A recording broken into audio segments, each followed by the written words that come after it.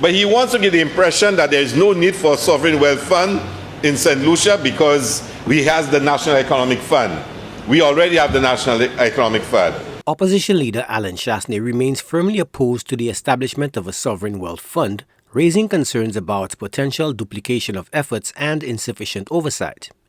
During the debate on the legislation on Tuesday, the former Prime Minister and current Castries South MP argued that the existing National Economic Fund, which receives donations from the Citizenship by Investment Program, is adequate, asserting that it fulfills similar functions to those proposed by the Sovereign Wealth Fund.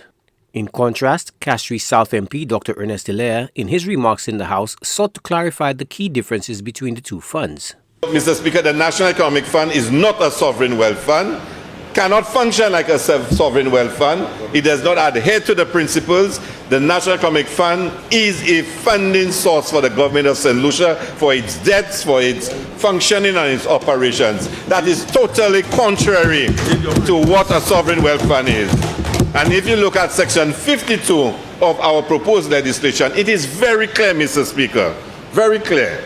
The assets of the fund shall not be used to provide credit to the government, public enterprises, private sector entities, or any person or entity, and B, as collateral for debts, guarantees, commitments, or other liabilities of other persons or entity, whether public or private. So you could see there's a vast difference between the National Economic Fund and the Sovereign Wealth Fund that we seek to establish. Dr. Hilaire emphasized that the Sovereign Wealth Fund is fundamentally distinct from other types of funds, including hedge funds, countering the analogy made by the Castries South MP.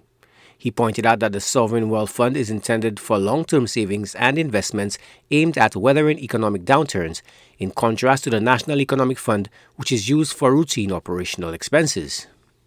We must learn as a country and as individuals, as families, that we must always find some money to save, Mr. Speaker. Despite the fact that we still have needs, you must always put money aside for the future, Mr. Speaker. And I think our parents would have practiced that so often, no matter how hard things are at home.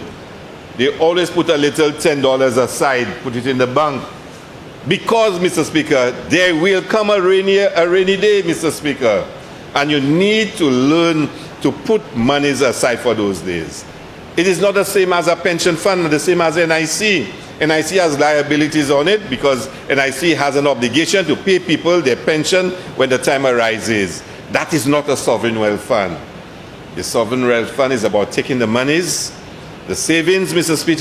Speaker, and investing it, Mr. Speaker, to make sure that the future generations, the generations that are yet born, Mr. Speaker, will have some savings, Mr. Speaker. The investment minister praised the ingenuity and creativity behind the SWF's functions and objectives, particularly highlighted its provisions for climate adaptation and the ability to channel donations from the Citizenship by Investment Program into the Sovereign Wealth Fund.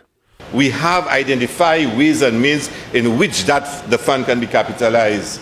In this legislation, we speak of monies, Mr. Speaker.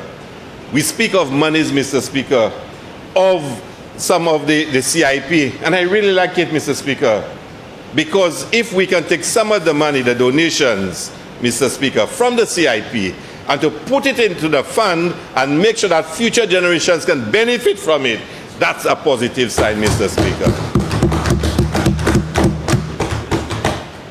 That's a positive sign, Mr. Speaker, that we are taking some of those monies now, Mr. Speaker, and putting it aside for the future, Mr. Speaker. There also speaks of, Mr. Speaker, proceeds from sale of assets, Mr. Speaker, that we can get some monies from the sale of assets and put it, Mr. Speaker, in the Sovereign Wealth Fund. And the other point, contributions, Mr. Speaker. The member from Ansari Canaries, the member from Castries East will tell you that we can leverage, Mr. Speaker, in this present historical period, we can leverage, the desire for us to ensure that we have climate adaptation and mitigation measures in place, Mr. Speaker, to get support that we can put into that fund, Mr. Speaker, for the future generations, Mr. Speaker.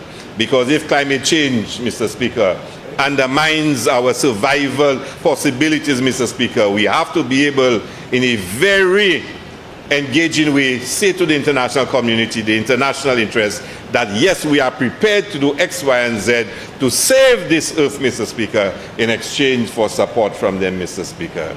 And those monies go into the Sovereign Wealth Fund. The opposition leader has also voiced strong objections to the finance minister overseeing the board that governs the SWF. However, the incumbent administration maintains that this is standard procedure. The Philip J. administration asserts that the SWF will adhere to the Santiago principles, which are designed to promote good governance, transparency, and prudent investment practices for such investment vehicles.